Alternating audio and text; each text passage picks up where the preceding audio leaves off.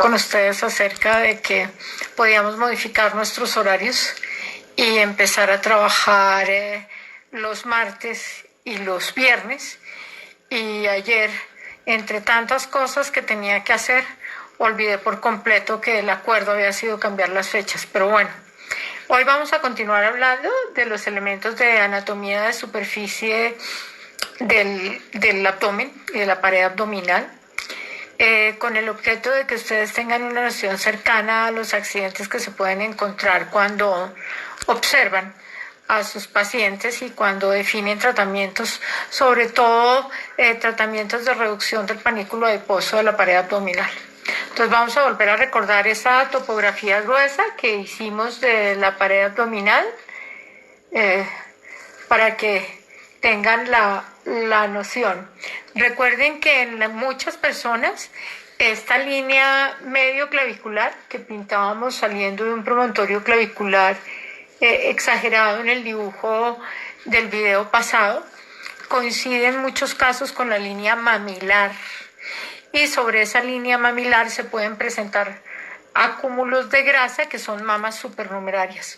Entonces, cada vez que ustedes encuentren un panículo adiposo que pierde uniformidad en esas zonas coincidentes con la línea mamilar, antes de pensar en lipomas y antes de sospechar elementos simplemente de acumulación de grasa, piensen en las mamas supernumerarias. La mama supernumeraria es un fenómeno muy frecuente, mucho más frecuente de lo que la gente cree, y no se debe manejar con métodos agresivos de masaje y tampoco se debe manejar con métodos invasivos ni mínimamente invasivos.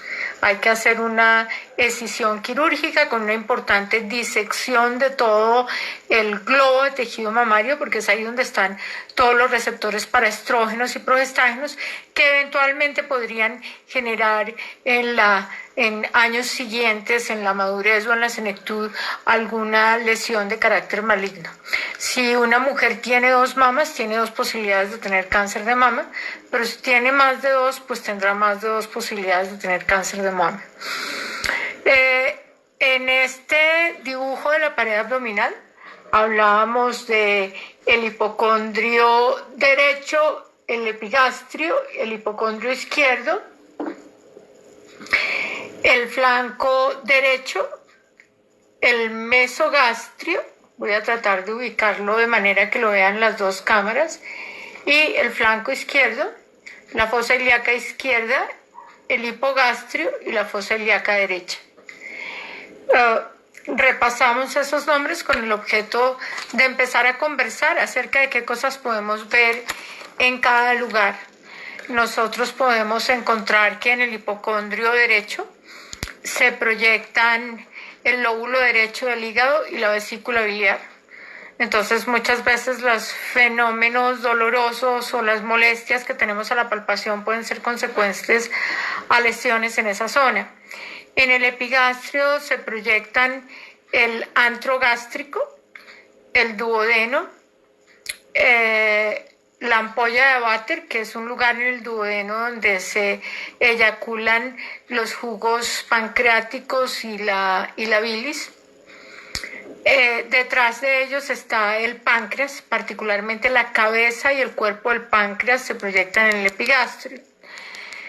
En el hipocondrio izquierdo tenemos la proyección del vaso, en el epigastrio también en la parte superior podemos tener la proyección del lóbulo derecho del hígado. En el hipocondrio izquierdo se proyecta el vaso. El vaso es un órgano que tenemos metido en la parte superior del abdomen contra la reja costal izquierda. La razón de que el hígado esté a la derecha y el vaso esté a la izquierda es la razón por la cual todas las manipulaciones de masaje, de drenaje linfático profundo e indirecto, que son las manipulaciones de osteopatía visceral, siempre se dirigen desde el ombligo oblicuamente hacia la derecha y nunca vuelven a la izquierda. Siempre vamos desde las dos fosas ilíacas hasta el ombligo y desde el ombligo hacia la derecha. Nunca vamos a ir a la izquierda. Y la razón es la ubicación del hígado y el drenaje de la vena porta y de los ganglios periportales, obviamente, hacia el hilio hepático. La fosa ilíaca derecha tenemos la proyección del riñón derecho, que es un órgano retroperitoneal que está ya pegado contra las fosas lumbares, detrás del peritoneo y el colon derecho, o sea, el segmento ascendente del intestino grueso.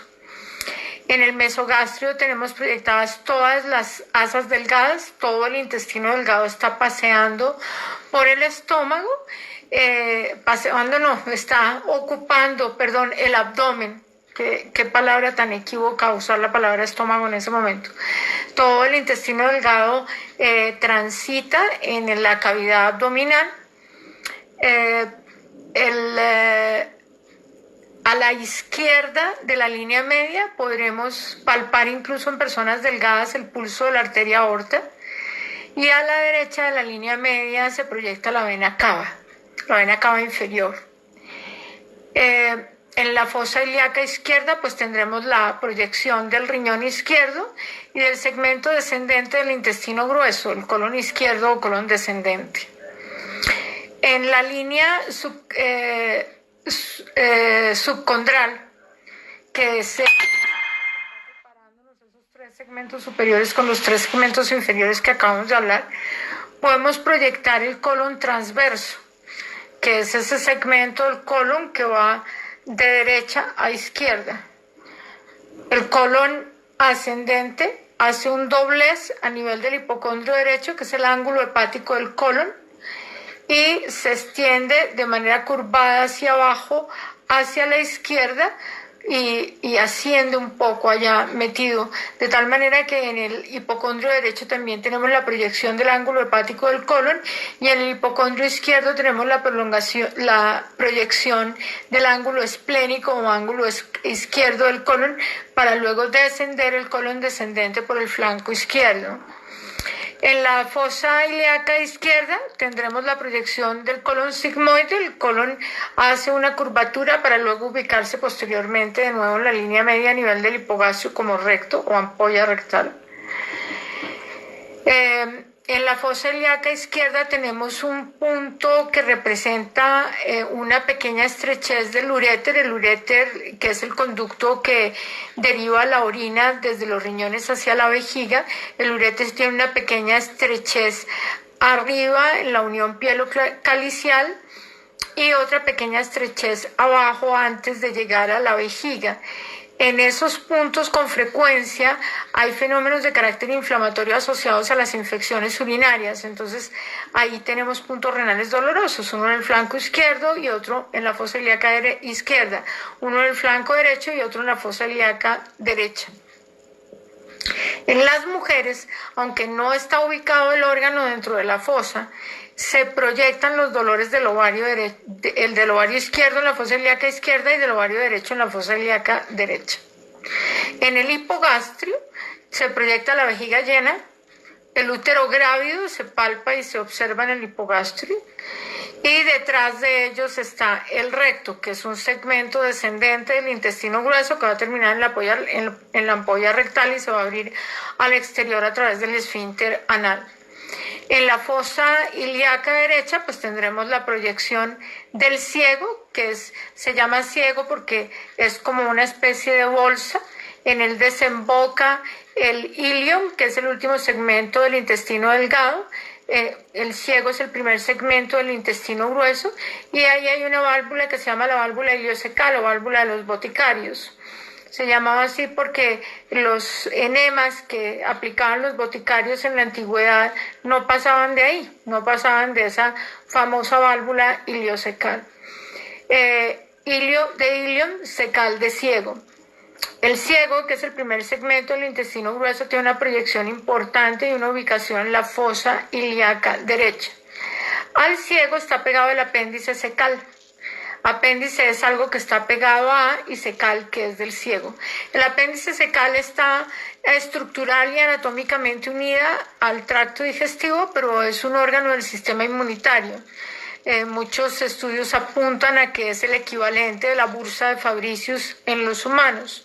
en los mamíferos, porque la bursa de Fabricius es un órgano del sistema inmunitario en las aves, de donde se derivan una serie de células que son los linfocitos B, y en los humanos, en los mamíferos no hay bolsa de Fabricius. Entonces el apéndice secal parece ser el equivalente a la bursa de Fabricius que tienen las aves y que no tenemos los humanos. Los mamíferos tenemos apéndice secal.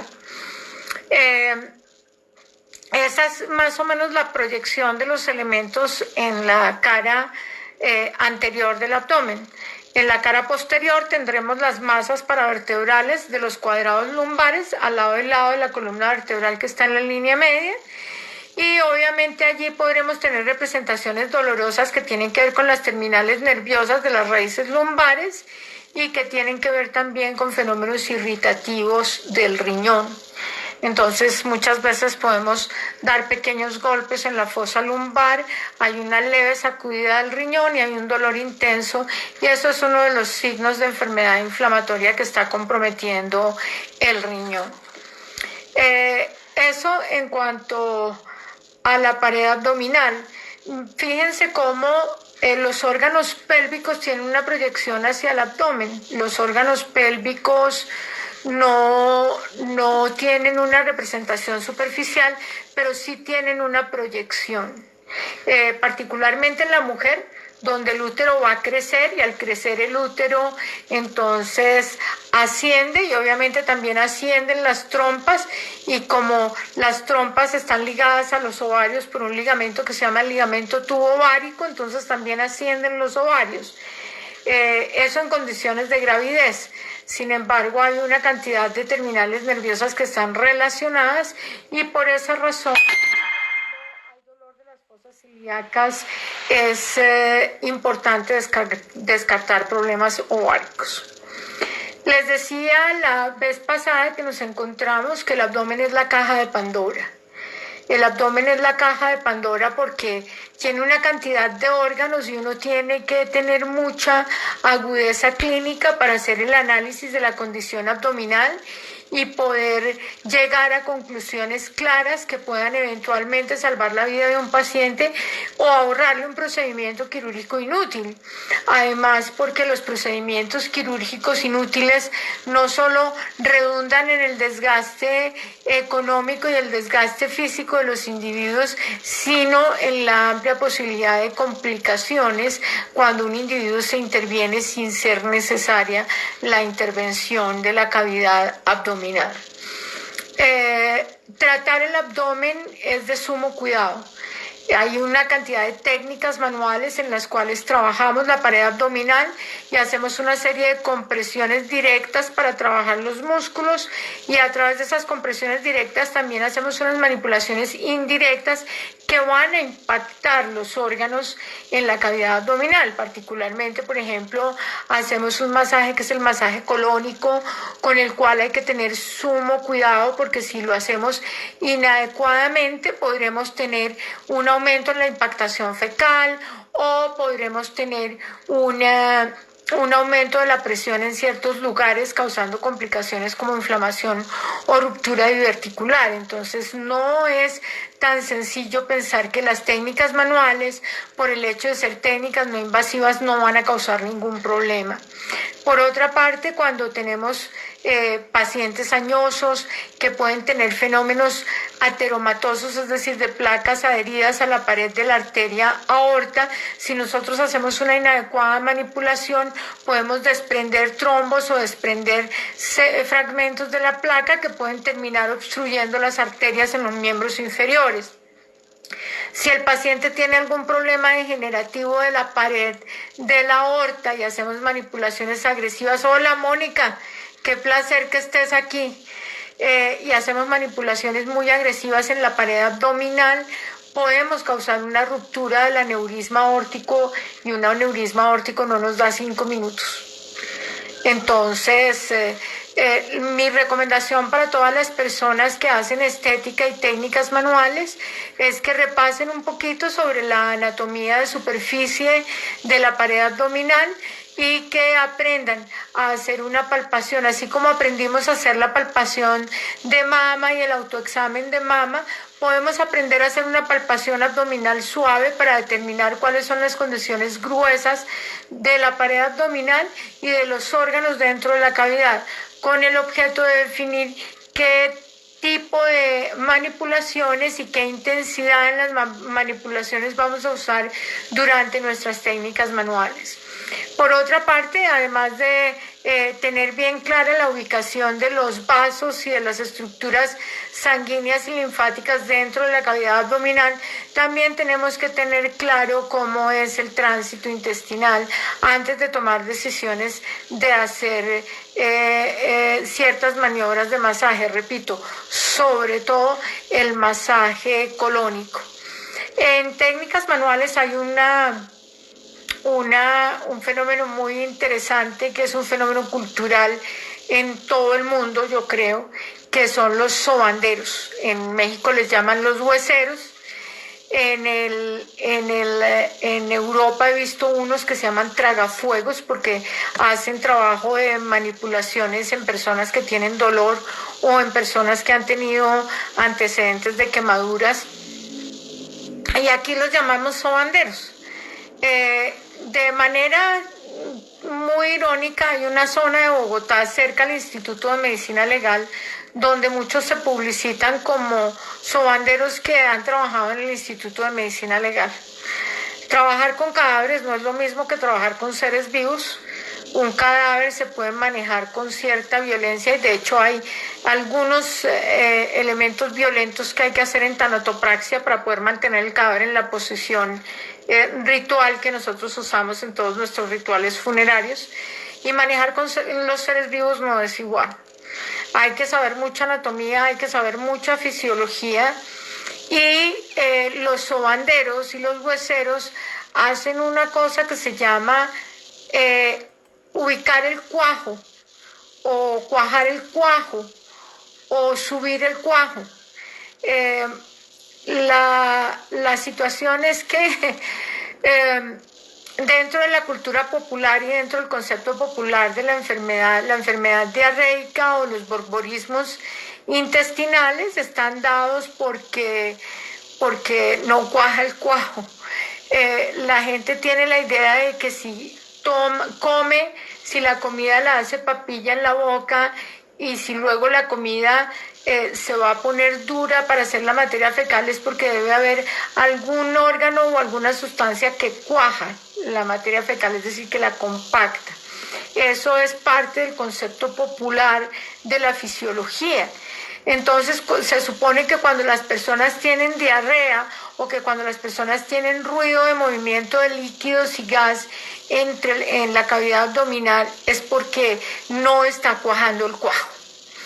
Entonces, muchas de estas personas han aprendido alguna serie de manejos ancestrales y entonces soban a la gente, hacen unos masajes en abdomen y luego hacen una sujeción en la pared abdominal con un vendaje que llaman la faja. Así es que yo me sobé y me hice fajar.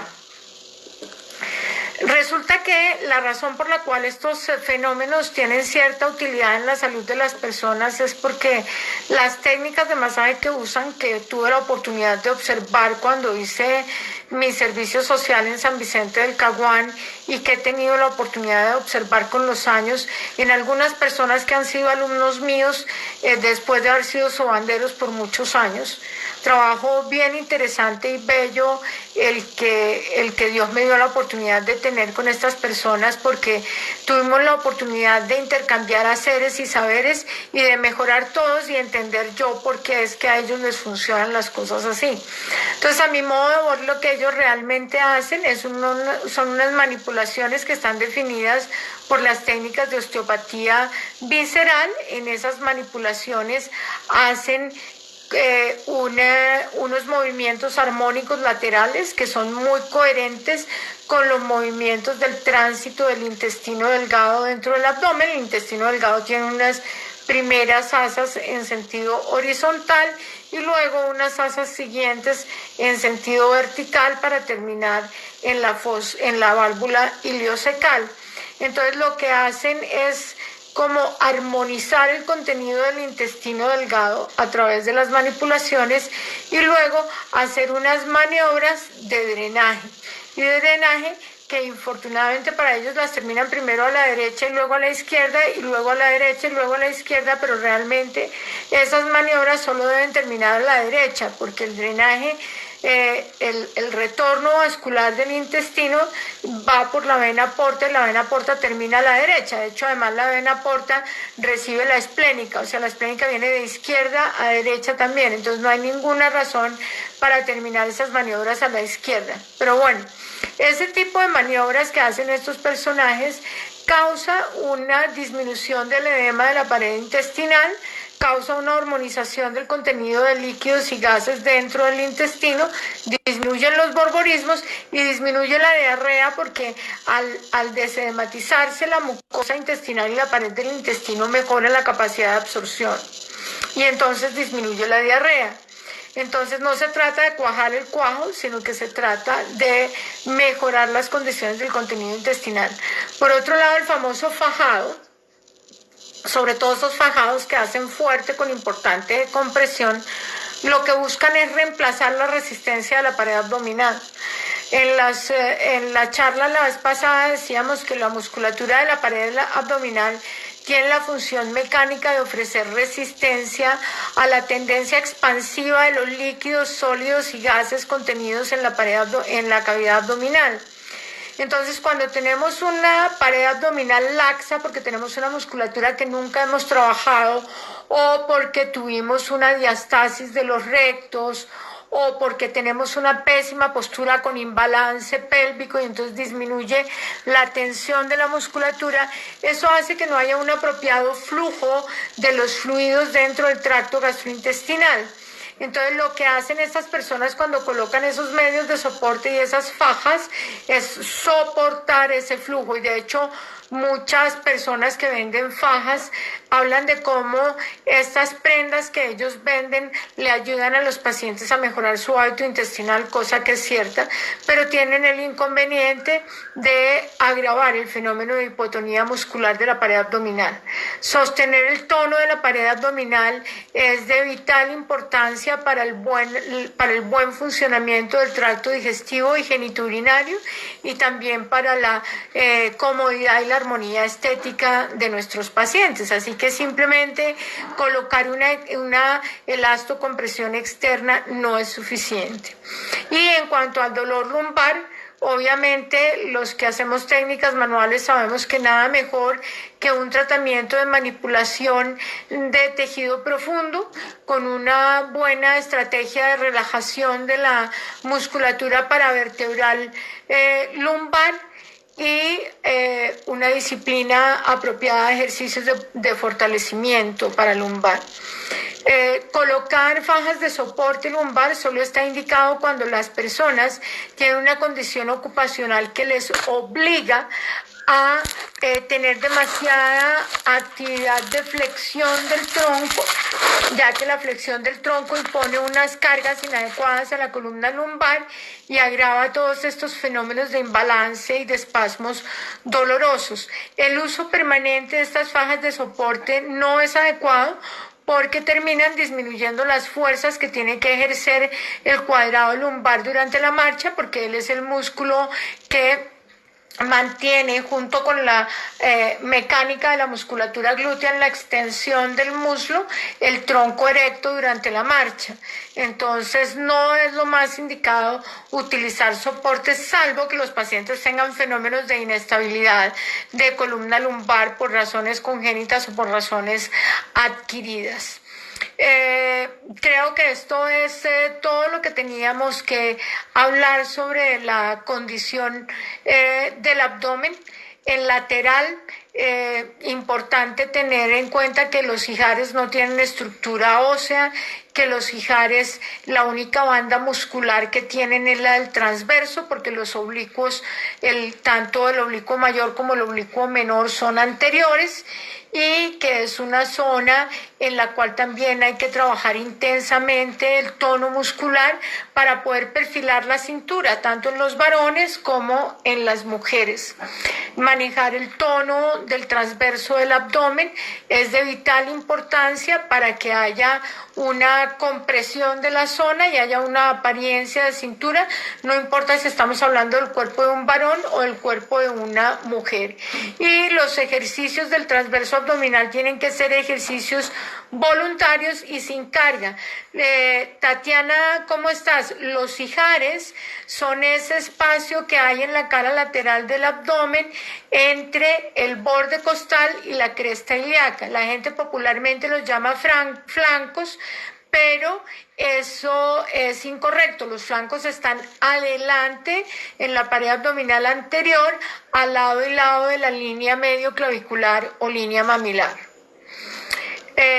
Entonces, hacer ejercicios del transverso implica voluntariamente contraer la musculatura abdominal, comprimiendo el abdomen, contando hasta 10 para conseguir pasar el marco del consumo anaeróbico al marco del consumo aeróbico y poder mejorar el tono de la musculatura.